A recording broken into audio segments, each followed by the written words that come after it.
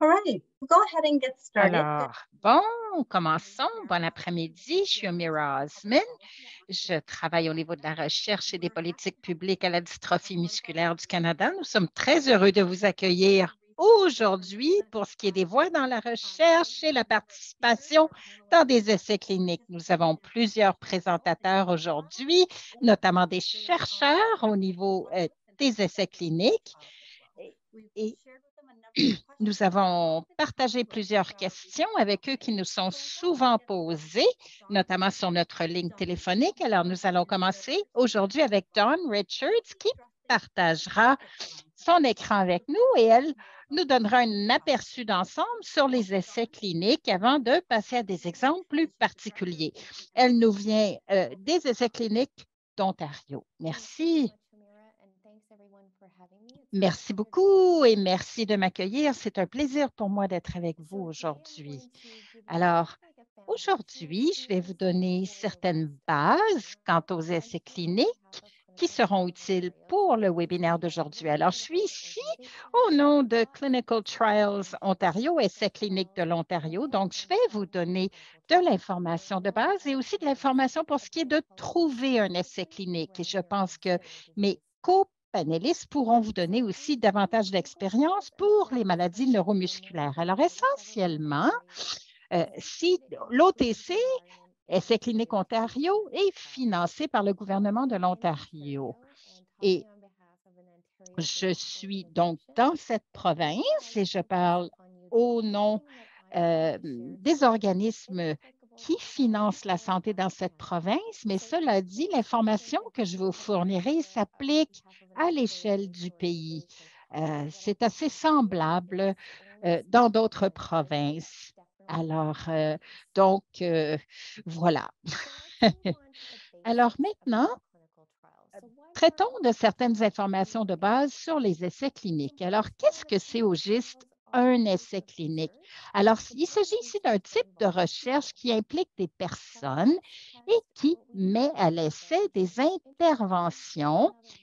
Et intervention, c'est un autre mot pour parler de traitement de santé. Et on cherche à voir qu'est-ce qui arrive en fonction de ces interventions.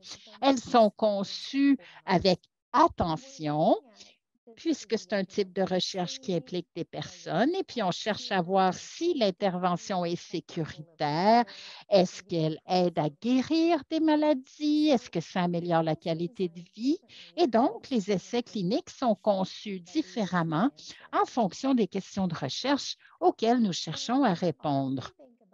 Et souvent, on pense aux interventions conçues en fonction de médicaments, mais ce n'est pas toujours le cas. Des interventions peuvent avoir lieu au niveau de bien d'autres aspects.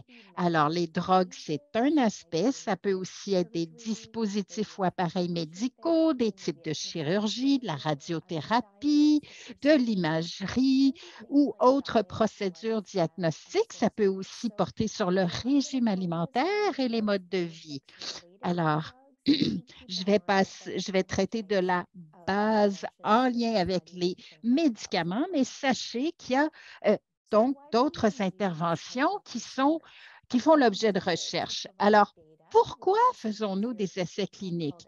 Bien, d'abord, fournir des données de recherche quant aux interventions étudiées. Et c'est important de rassembler des données à ces sujets, de recueillir des données à ce sujet pour prendre des décisions éclairées quant aux thérapies qui sont déployées. Et les résultats de recherche peuvent être utilisés par différents intervenants et prestataires pour prendre des décisions. Ça peut être des gens qui financent de la recherche, par exemple, à savoir, allons-nous continuer à étudier cette intervention? Ça peut aussi être des régulateurs, par exemple, au niveau du gouvernement. Santé Canada, par exemple, est-ce qu'on va approuver une telle thérapie ou pas? Ça peut aussi être des intervenants en milieu hospitalier. Comment allons-nous allouer des ressources pour tel ou tel traitement ou telle intervention en fonction des données recueillies par la recherche?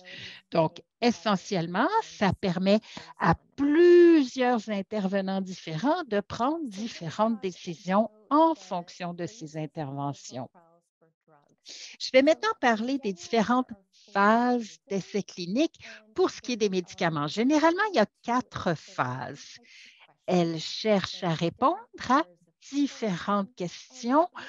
Il y aura aussi différentes personnes, différents nombres de personnes qui sont impliquées lors de différentes phases. Alors, sachez aussi que les choses peuvent varier d'une phase à l'autre en fonction de la recherche en question.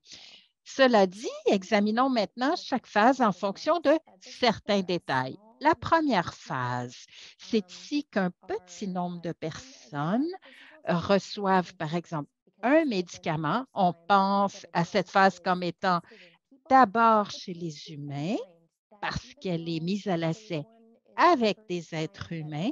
Alors, même si c'est la phase 1 et que les médicaments sont donnés à des êtres humains dans cette première phase, c'est généralement une phase qui se déploie après bien des années de recherche préalable avec des cellules humaines, des animaux, des cellules d'animaux, des tissus. Donc, on a déjà, au moment de la phase 1, beaucoup de données et de recherches préalables. Cela dit, on ne sait pas à 100 quelles pourraient être les répercussions chez les gens qui prennent ces médicaments. Donc, il y a un processus de surveillance accrue puisqu'il y a un petit nombre de personnes qui prennent essentiellement un risque, alors pourraient être en train de prendre un risque alors qu'ils absorbent ce médicament. Alors, si oui, on a une idée de la dose recommandée, le tout est surveillé de près. Et puis, il s'agit donc d'un petit nombre de participants qui, encore une fois, sont surveillés de près. C'est particulièrement vrai avec les enfants et l'échéancier est généralement assez court. Par la suite, le médicament pourrait aller à la phase 2 ou pas. Ça va dépendre des résultats recueillis à la phase 1 ainsi que d'autres facteurs qui pourraient avoir un impact. Alors, essentiellement, même si il y a eu des essais cliniques phase 1 et phase 2, ça ne veut pas dire que ça ira plus loin.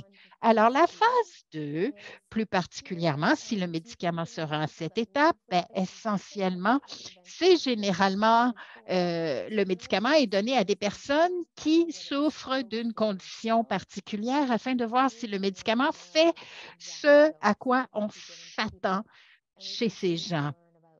Et on continue donc d'en apprendre, notamment pour ce qui est des effets secondaires. Alors, le nombre de participants est plus grand et l'échéancier est plus long. Il passe de quelques semaines à quelques mois. Maintenant, si un médicament sera en phase 3, ben, le groupe de participants est encore plus grand et on essaie de voir combien de temps durent les effets. On continue à en apprendre sur la dose recommandée, sur les effets secondaires et l'échéancier est beaucoup plus long. Et peut-être avez-vous déjà entendu parler d'essais randomisés. C'est ici que ça se déploie dans la phase 3 et c'est randomisé parce que les personnes sont allouées de façon aléatoire à une intervention. Il y en a généralement au moins 2 au moment de cette phase. 2 ou plus genres d'intervention en fonction du traitement. Alors, sachons aussi que pendant la phase 3, la recherche peut aussi être interrompue en fonction de ce que l'on apprend. Alors, au Canada, rendu à la phase 4, on peut demander du financement pour faire en sorte que les médicaments soient plus largement disponibles aux Canadiens. Et ça, c'est après une approbation de Santé Canada. Alors, on appelle aussi cette phase surveillance post-commercialisation. C'est ici qu'on peut étudier les effets secondaires à long terme. C'est pour un très grand nombre de participants pour une très longue période de temps. Alors, ce sont les aspects généraux des essais cliniques et selon ce que l'on étudie, bon, les statistiques que je vous ai données peuvent varier, par exemple le nombre de participants dans chaque phase, mais je pense que ça vous donne une vue d'ensemble de ce à quoi s'attendre. On pose parfois des questions sur l'effet placebo. Le placebo, c'est une intervention semblable à l'intervention étudiée, mais elle n'est pas destinée à avoir un effet sur la condition étudiée. Et tout comme en randomisation des participants, c'est-à-dire ceux qui sont assignés à une intervention ou à une autre, c'est aussi le placebo, ça sert à fiabiliser les résultats de l'étude, tout comme avoir plus d'une intervention dans une phase. Alors, voilà, grosso modo, pour un placebo. Alors, il y en a peut-être parmi vous qui sont à la recherche d'un essai clinique en tant que possibilité. Alors, sachez qu'il y a différentes manières de trouver un essai clinique. Voici quelques possibilités. Parlez-en déjà à votre prestataire de soins de santé. Alors, souvent, les spécialistes œuvrent dans des milieux où il y a plusieurs choses qui se passent. Vous pouvez aussi parler à un organisme, par exemple la Dystrophie musculaire Canada. Ça peut aussi être d'entrer en communication avec un hôpital, euh, faire le suivi d'une annonce dans un journal, à la télévision ou à la radio. Et il y a aussi des outils de recherche d'essais cliniques qui existent. Et puis, je rajouterais aussi que vous avez une ligne d'appel, notamment la Dystrophie musculaire du Canada.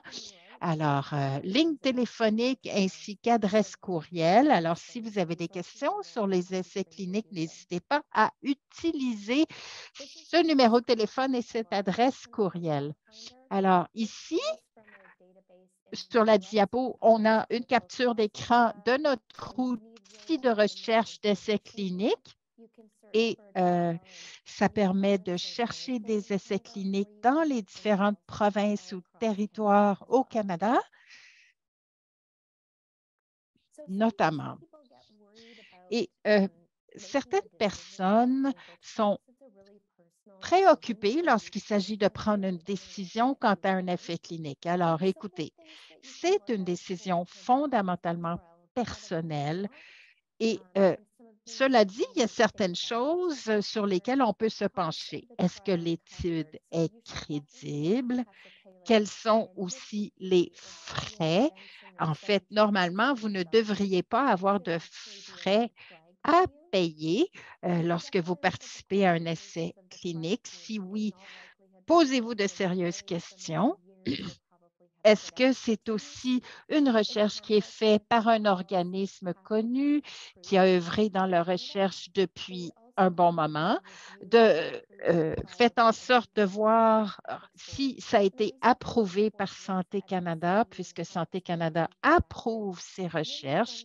Alors, Santé Canada ou un comité d'éthique de la recherche ainsi qu'un, en fait, un organisme de réglementation doit approuver la recherche et il devrait aussi y avoir un comité d'éthique de la recherche qui s'assure que l'éthique est bel et bien suivie.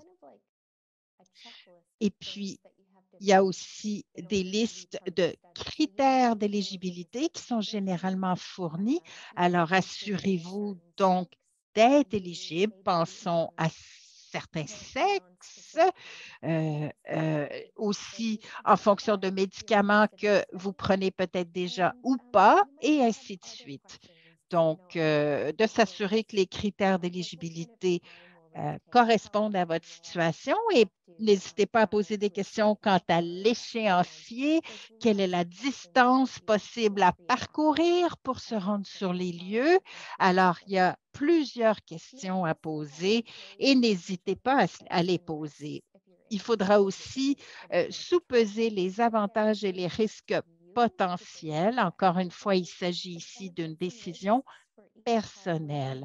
Alors, les avantages et les risques seront différents et il y aura un formulaire de consentement éclairé que vous devrez signer. Et puis, n'hésitez pas encore une fois à poser toutes les questions que vous pourriez avoir et c'est important de se sentir satisfait avant de participer à un tel essai.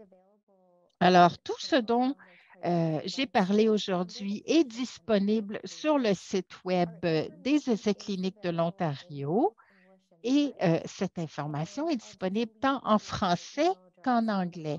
Alors, je vous laisse également mon adresse courriel. Vous la voyez sur la diapo à l'écran en bas à droite. Alors, n'hésitez pas à communiquer avec moi, sinon à poser des questions en cours de webinaire. Alors, je vais maintenant passer le micro à mes collègues. Ben, merci, merci, merci beaucoup.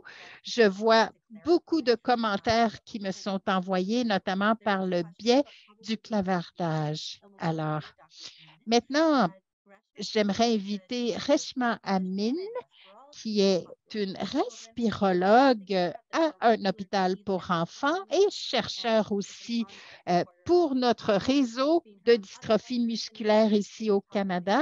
Alors, c'est un plaisir de l'accueillir aujourd'hui. Elle va aborder des essais cliniques qui sont actuellement disponibles pour les gens qui souffrent de dystrophie musculaire. Alors, bienvenue, Dr. Amin.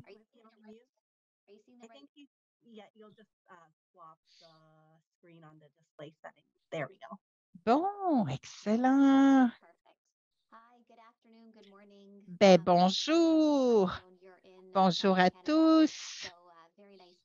Alors, c'est un plaisir pour moi d'être ici avec vous aujourd'hui et ce dont je vais parler maintenant, ça verra une suite à ce que Madame Richards a déjà partagé avec vous. Alors, une autre ressource possible pour ce qui est de voir quels sont les essais cliniques disponibles, c'est un site web qui s'appelle clinicaltrials.gov. Alors, en tant que chercheur et en tant que chercheur international, ben, écoutez, les essais cliniques doivent être enregistrés sur ce site web. Et si vous souffrez d'une maladie neuromusculaire ou connaissez quelqu'un qui en souffre, vous pouvez aller sur ce site web et entrer donc maladie neuromusculaire. Et vous entrez également le pays où vous êtes et vous appuyez sur Rechercher. Alors, voici ici plusieurs recherches qui sont en cours et si vous voulez participer à cette recherche, ben, écoutez, il s'agit de choisir ces recherches qui recrutent des participants et pour ce faire, vous paramétrez votre recherche en fonction des études qui recrutent. Il s'agit de paramétrer à gauche les recherches qui recrutent et vous recherchez et voilà, la liste s'affiche. Et donc, ça, c'est disponible en tout temps. Alors, on m'a demandé aujourd'hui d'aborder également quelques essais cliniques qui se déploient actuellement au Canada. Et comme Mme Richards l'a dit plus tôt, il y en a différents types. Il y en a qui étudient les médicaments et d'autres qui étudient d'autres types d'interventions. Alors, je vais maintenant vous donner 4 exemples d'essais cliniques qui recrutent actuellement des patients souffrant de différentes maladies neuromusculaires. Il y en a 2 qui portent sur les médicaments et 2 sur d'autres types d'interventions. Alors ici, Le premier exemple, il s'agit d'évaluer le vamorolone chez les garçons de 2 à 4 ans ou de 7 à 18 ans qui souffrent de la dystrophie musculaire du chêne. Alors, il s'agit ici d'un stéroïde synthétique qui a des effets anti-inflammatoires et qui bloque les activités et qui sert à bloquer certains des effets secondaires qui nous préoccupent, comme vous le savez. Alors, il y a 4 centres qui recrutent: l'hôpital pour enfants de l'Alberta, de la Colombie-Britannique, de l'Ontario de l'Est dans la région d'Ottawa et aussi l'hôpital pour les enfants malades de Toronto. Alors, on a parlé des différentes phases de la recherche. Ici, nous sommes en phase 2. Alors, il s'agit de voir si le traitement est efficace ou pas, tout en apprenant quels pourraient être les effets secondaires. C'est une étude qui dit, qui parle des médicaments que vous recevez. Donc, tout est transparent. Il y a différentes doses à l'étude. On cherche à cibler une dose optimale et les objectifs sont multiples. La sécurité du médicament, s'il est bien toléré, donc s'il y a des effets secondaires, comment est-il métabolisé? Alors, quels sont les pharmacodynamiques, c'est-à-dire qu'est-ce qui se passe au niveau du sang et autres fluides corporels? Quelle est son efficacité clinique? Et quel est le comportement et la neuropsychologie afférente et le fonctionnement physique. Alors, est-ce qu'il y a des effets neuromoteurs, sinon neurocognitifs, entre autres? Alors, autrement dit, cette étude porte sur euh, différents aspects pour voir si le médicament fonctionne bien, le vamorolone. Alors, pour ce qui est des jeunes garçons de 2 à 4 ans, ce sont des garçons qui n'ont pas encore reçu de stéroïdes, mais qui souffrent de maladies neuromusculaires. Et les garçons d'un âge plus vieux, ce sont ceux qui ont déjà été traités avec pour ce qui est de la dystrophie musculaire et non traités également. Voici un deuxième exemple. Alors, c'est la thérapie tamoxifène pour la myopathie myotubulaire. Peut-être avez-vous déjà entendu ce terme, tamoxifène, mais dans un autre contexte. Alors, c'est un médicament bien connu qui est utilisé pour le cancer du sein. Alors, parfois, on fait des apprentissages quant à certaines maladies et on peut penser qu'il pourrait être efficace dans d'autres maladies. Alors, pourquoi le tamoxifène dans une autre population de gens malades? Alors, en fait, chez les souris, on a découvert que le tamoxifène a augmenté la durée de vie donc de souris et a amélioré la fonction motrice générale. Alors, voilà. C'est aussi un hôpital pour enfants qui fait cette étude. Alors, ici, c'est randomisé, contrôlé par placebo et à double écran. Alors, randomisé, ce que ça veut dire, c'est qu'il y a un échantillonnage aléatoire pour ce qui est de la réception du médicament suivi d'un placebo ou l'inverse. Alors, ce qui arrive ici, c'est que les patients ne savent pas quel traitement ils reçoivent et les chercheurs ne le savent pas non plus. Alors, autrement dit, et puis ce qui arrive, c'est que tous les participants reçoivent tant le placebo que le médicament, mais des fois, l'un est premier, l'autre est deuxième, et c'est l'inverse. Alors, donc, il y a 6 mois avec traitement au placebo, 3 mois de pause et 6 mois avec l'inverse. Alors, quel est le but? C'est d'étudier la sécurité et l'efficacité du médicament sur ces individus qui ont donc des maladies neuromusculaires. Il s'agit d'une étude de phase 1 et 2. Donc, La sécurité et l'efficacité sont la priorité.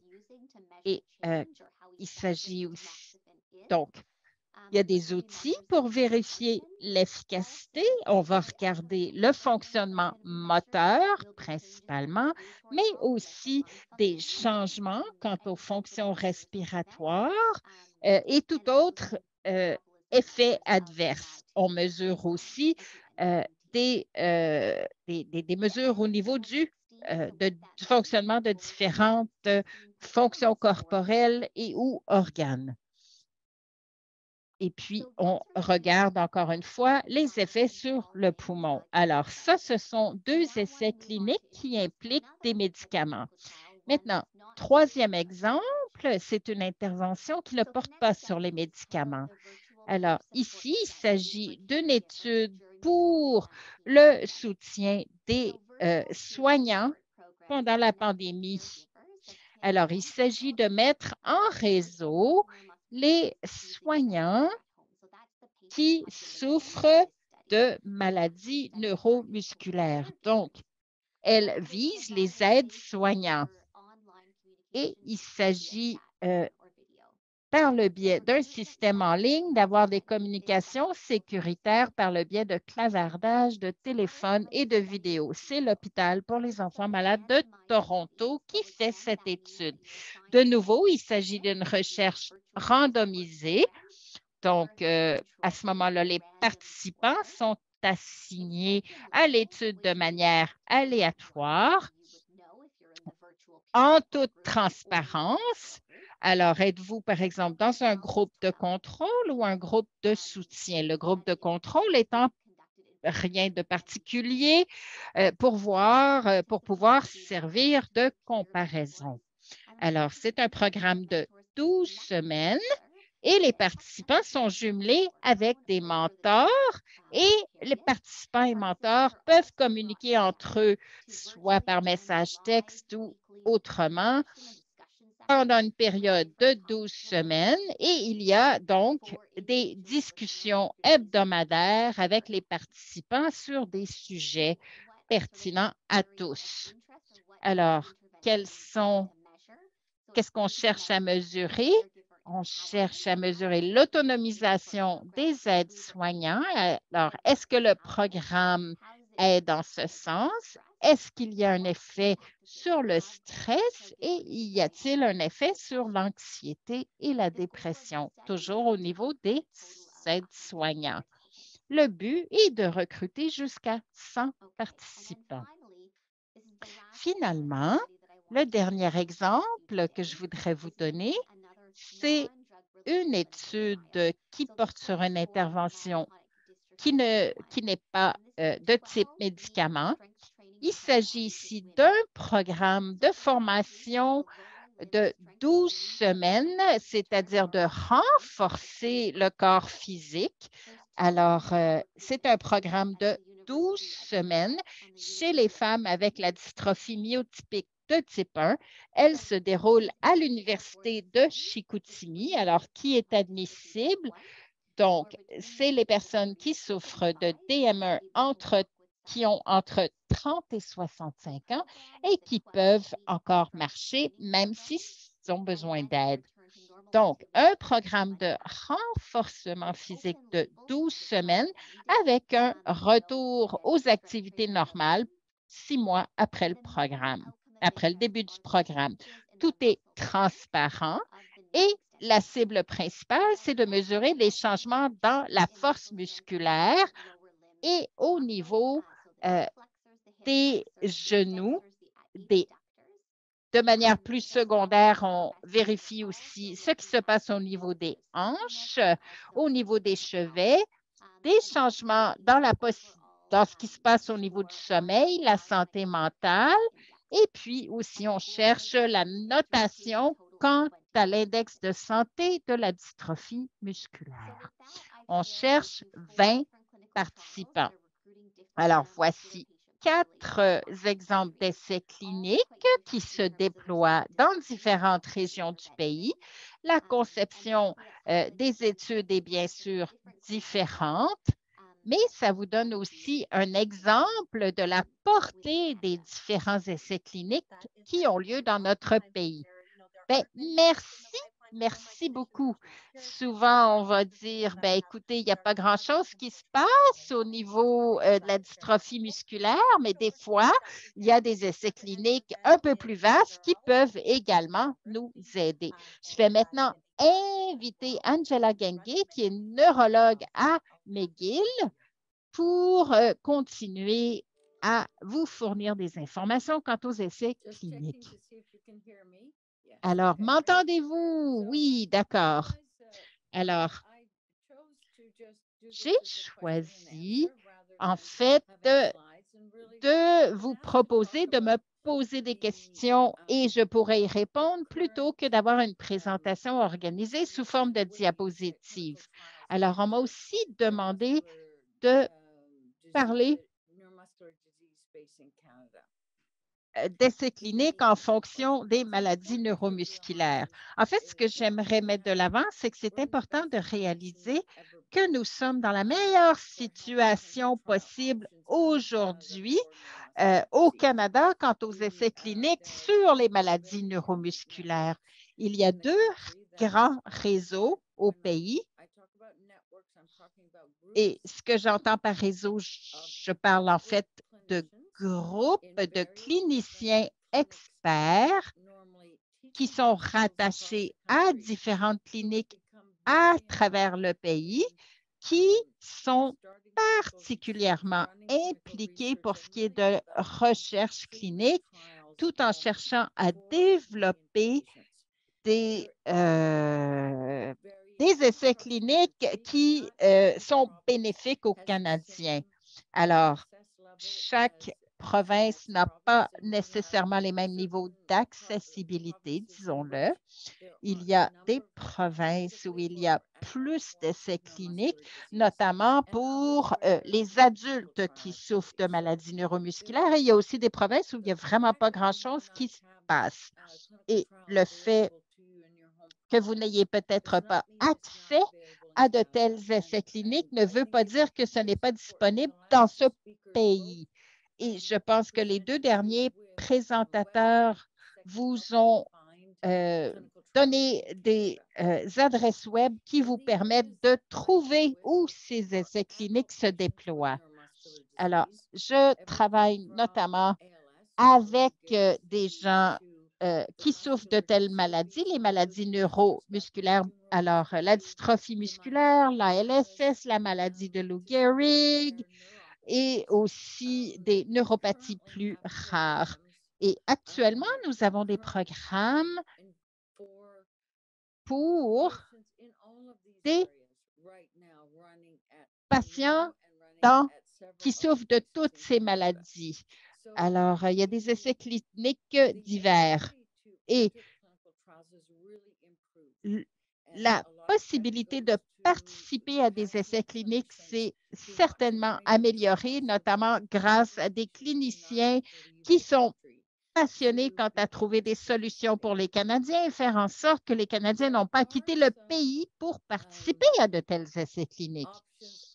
Il y a aussi d'autres options autres qu'un essai clinique, mais un essai clinique, c'est la meilleure première étape quand on pense à des possibilités de traitement parce que c'est souvent avantageux pour les patients. Il y a aussi des essais cliniques qui ne portent que sur les médicaments, mais il y en a d'autres qui sont médicaments et placebo. Et lorsque la portion placebo est terminée, ben, tous les participants reçoivent le médicament. Et ça permet donc de mettre à l'essai les médicaments dans votre province. Alors, en réalité, qu'est-ce que ça veut dire tout ça? Ben, écoutez, il y a eu un médicament qui a été mis en œuvre pour la sclérose en plaques en 2002 et les participants qui ont participé à l'essai clinique dans les phases initiales et on en a eu ici 24, ici à Montréal. Et lorsqu'ils ont entré dans la phase 2, ils ont reçu le médicament pendant 8 ans après la fin de la phase clinique de la phase 2 parce que ça a pris ce temps pour qu'elle soit approuvée au Canada et au Québec. Et l'avantage pour ces patients, c'est qu'ils ont reçu 13 ans de médicaments en tout et ils n'ont eu aucun frais à payer pendant ces 13 années. C'est vrai aussi pour les compagnies d'assurance. Donc, la valeur pour ce qui est de la participation dans les essais cliniques devient évidente et les avantages secondaires sont aussi importants, c'est-à-dire de pouvoir avoir accès à des médicaments qui ne sont par ailleurs pas disponibles, autres que dans les essais cliniques. Il y a bien sûr des alternatives pour recevoir des médicaments en développement, mais il y en a peu, très peu, et elles viennent avec certains points de prudence. Alors, si le médicament n'a jamais été approuvé nulle part, en fait, alors le médicament n'est disponible que par le biais de l'entreprise qui le fabrique et typiquement aussi, les médicaments ne sont disponibles que lorsqu'ils sont donnés aux participants des essais cliniques. Donc, difficile à obtenir autre que par le biais des essais cliniques. Et si le médicament se rend au processus d'approbation de Santé Canada, bien, il peut y avoir des programmes d'accès particuliers avec Santé Canada et avec les commanditaires de recherche, ce qui veut dire qu'on peut obtenir le médicament par le biais de ces programmes offerts par Santé Canada et les commanditaires. Alors, qu'y a-t-il à comprendre ici? Ces programmes d'accès particuliers permettent l'accès à des médicaments qui ont eu des essais cliniques au Canada alors qu'on attend l'approbation.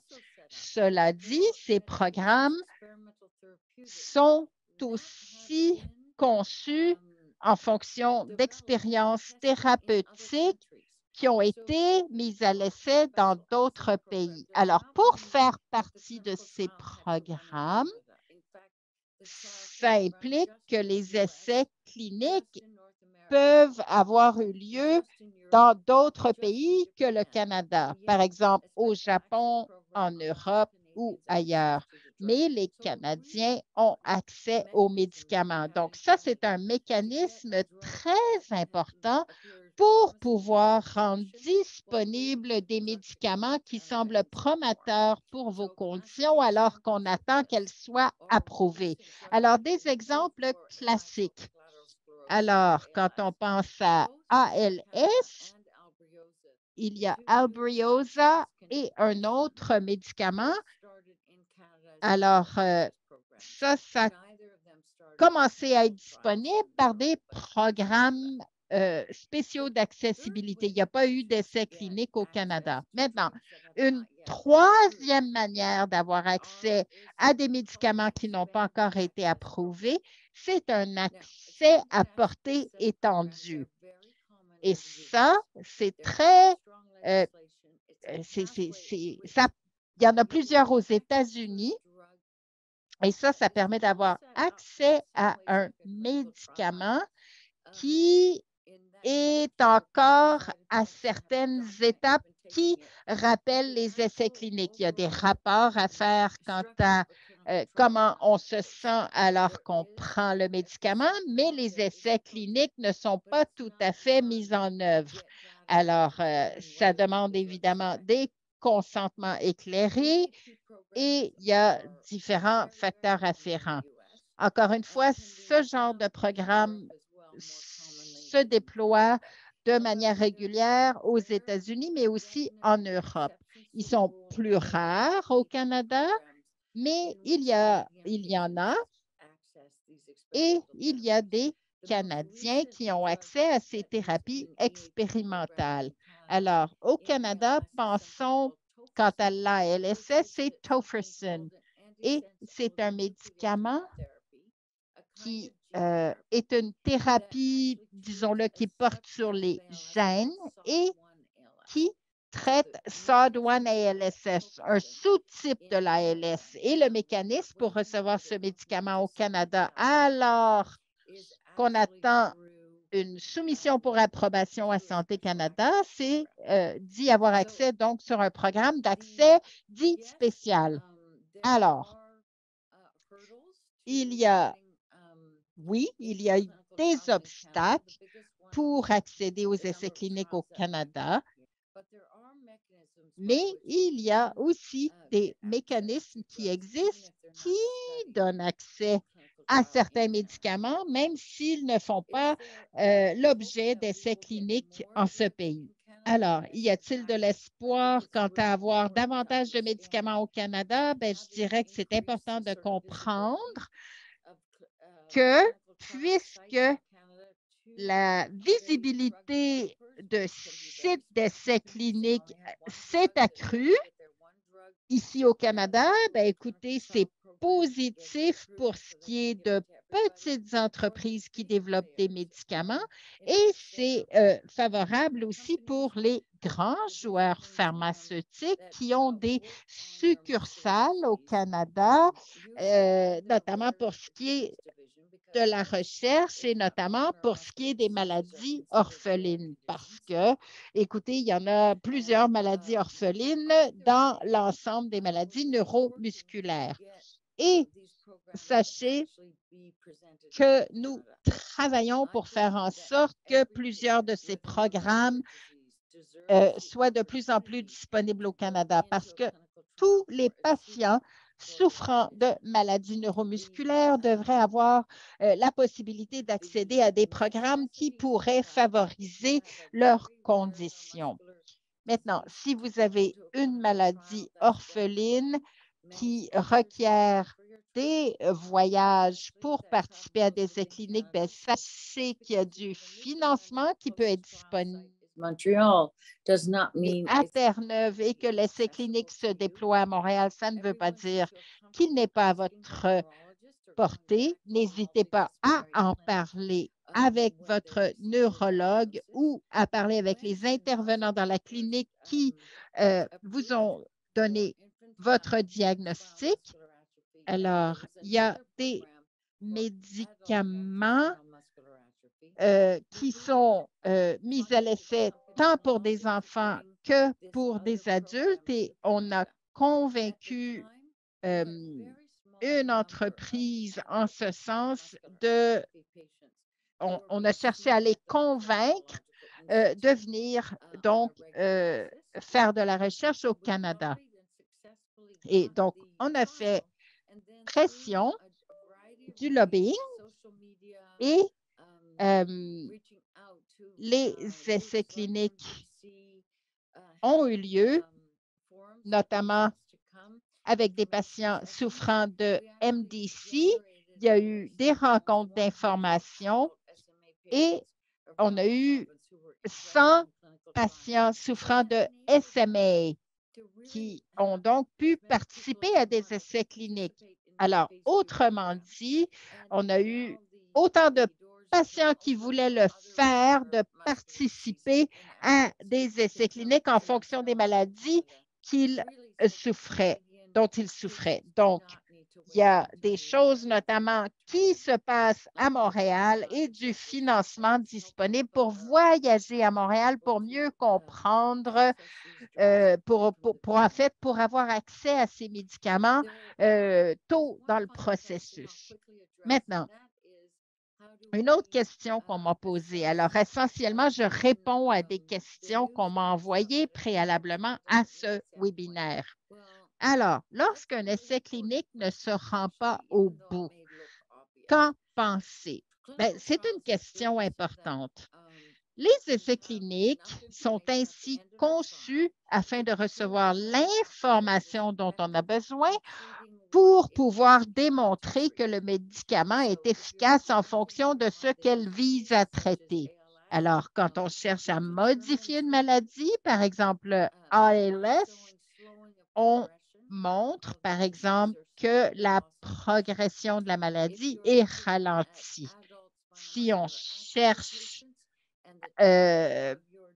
du côté de l'atrophie musculaire et le médicament cherche à renforcer les muscles et qu'on regarde les tests de marche de 6 minutes et de 30 minutes, ben, on cherche à voir ce qui est possible de faire pendant cette marche et à quelle vitesse avant et après le médicament.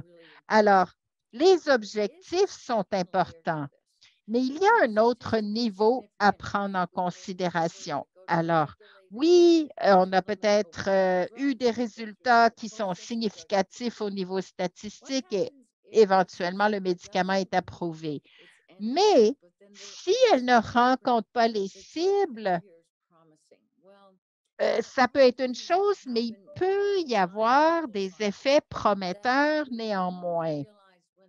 C'est-à-dire qu'on réalise parfois en fin d'essai clinique qu'il y a des facteurs qui ont des effets non attendus. Ça peut être un surplus d'optimisme. Alors, peut-être qu'on n'a pas travaillé avec suffisamment de participants parfois pour voir des résultats statistiquement significatifs, mais ça ne veut pas dire que ce n'est pas inefficace non plus.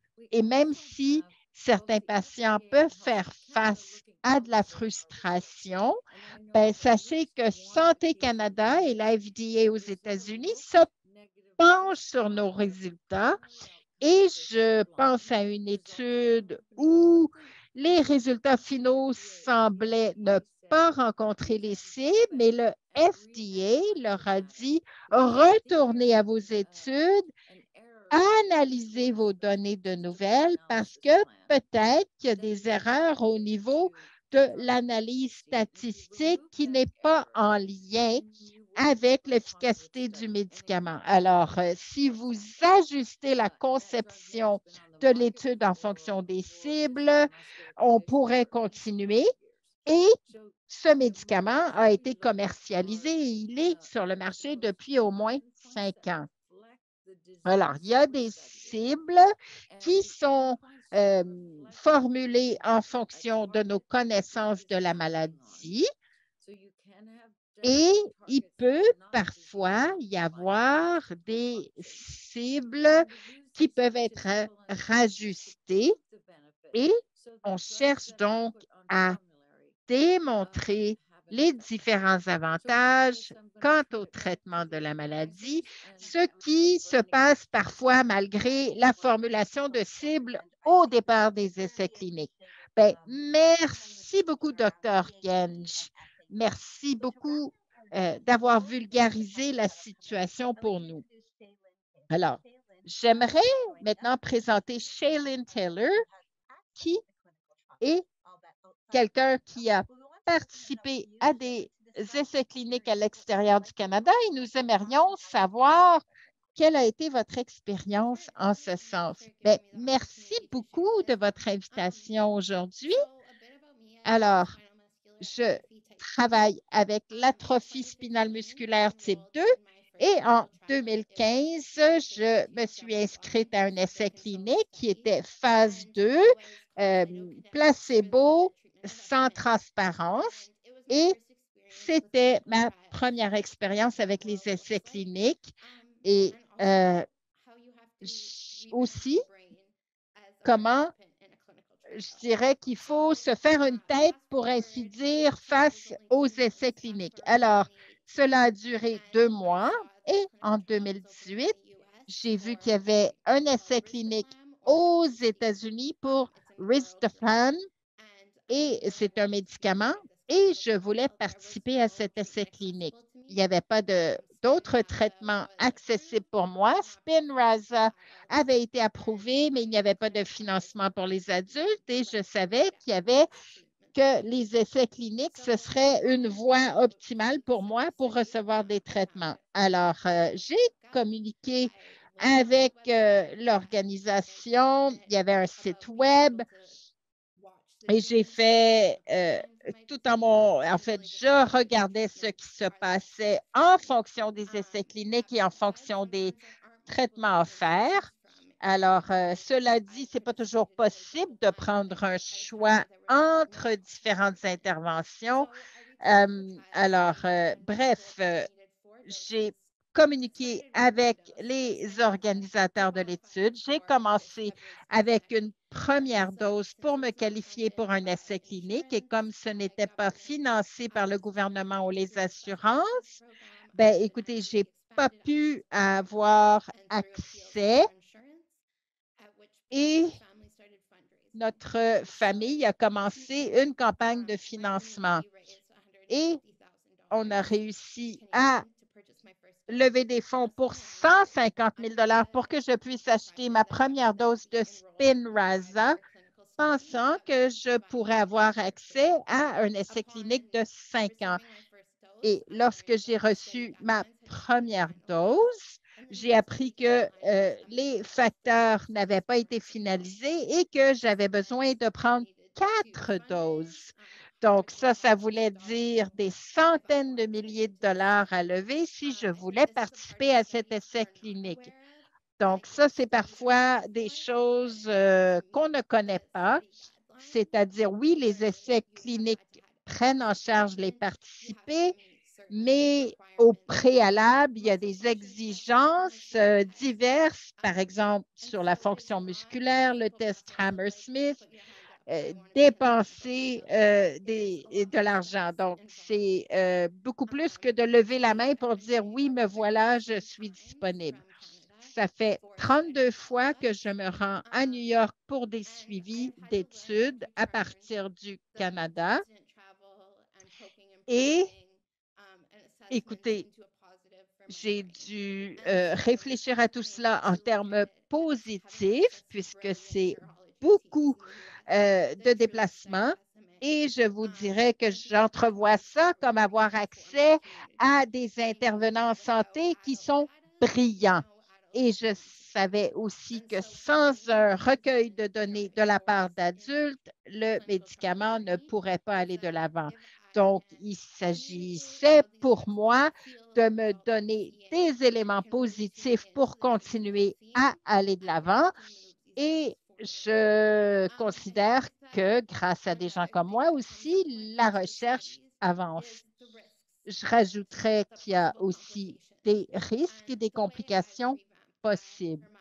Et pour moi, comment j'entrevois ça, c'est de réfléchir à la réalité de ma condition. Je souffre d'une maladie dégénérative, je souffre du SMA et je voyais mon corps se détériorer. Alors, j'observe les possibilités d'amélioration de mes symptômes en fonction des risques et de petits changements font en sorte que je continue à avancer et que cela s'avère favorable pour les équipes de recherche. C'est aussi un privilège, à mon avis, de pouvoir tester des médicaments qui peuvent soulager ma condition. Alors, il y a plusieurs choses auxquelles réfléchir et avec ces essais cliniques où on ne sait pas si on prend un placebo ou un médicament, ben, je vous dirais que ça veut dire qu'il faut faire preuve d'optimisme sans se décourager.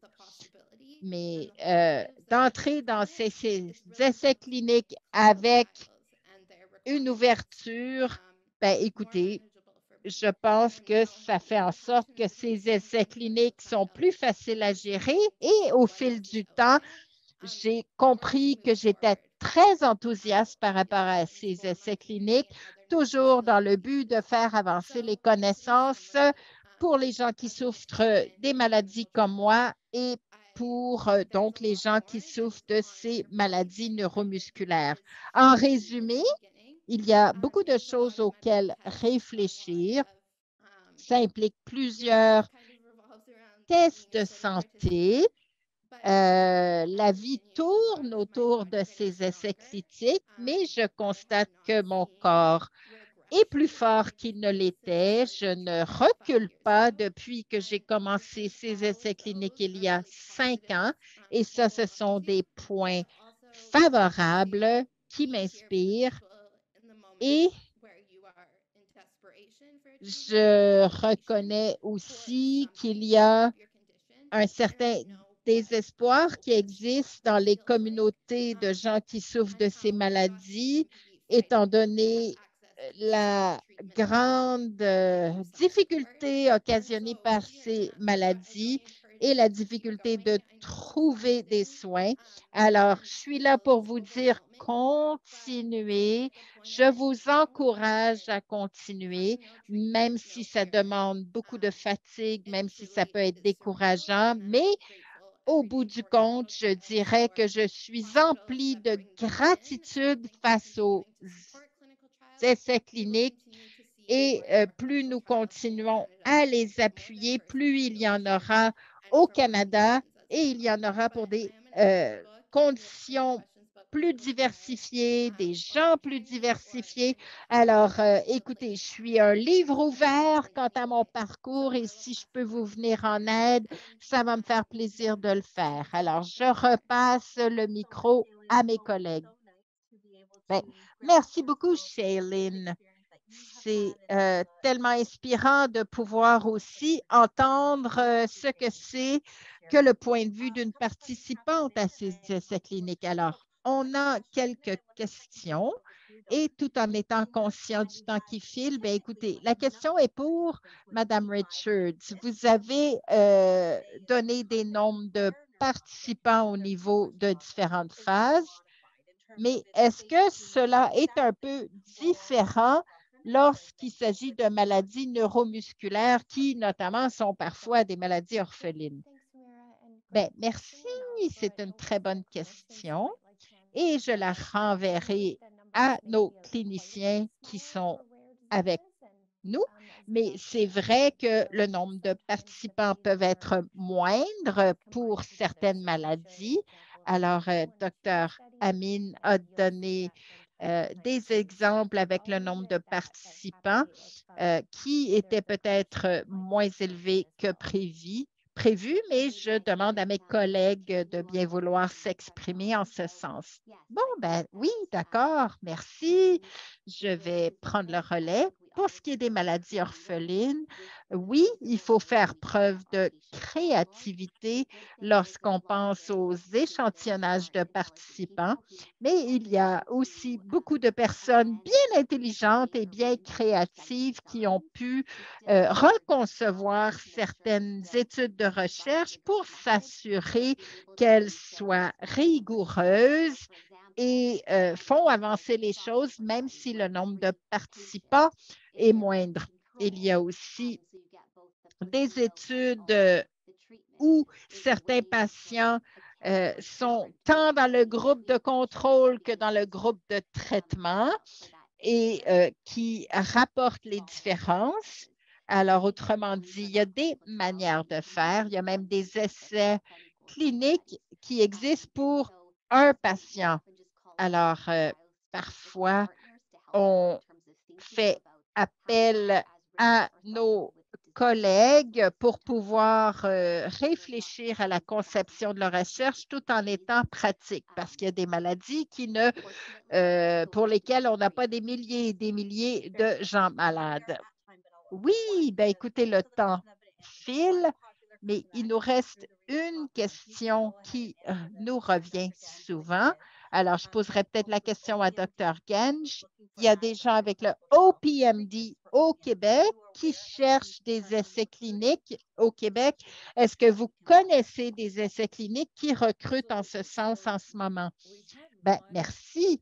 Il y en avait une telle étude il y a plusieurs années et il y en a une autre qui porte sur une intervention thérapeutique qui est actuellement à sa phase de conception. Dr. Bernard Bray, qui est un leader en OPMD, est impliqué dans cette recherche. Il y en a d'autres, mais je pense que dans la prochaine année, il y aura un essai clinique pour les patients qui souffrent de OPMD. On ne vous a pas oublié, il y a des choses qui se passent. Ben, écoutez, merci à tous. On voit qu'il y a des possibilités quant aux essais cliniques. Alors, laissez-moi vous souhaiter de joyeuses fêtes. C'est notre dernier webinaire de l'année et nous vous remercions d'avoir participé, d'avoir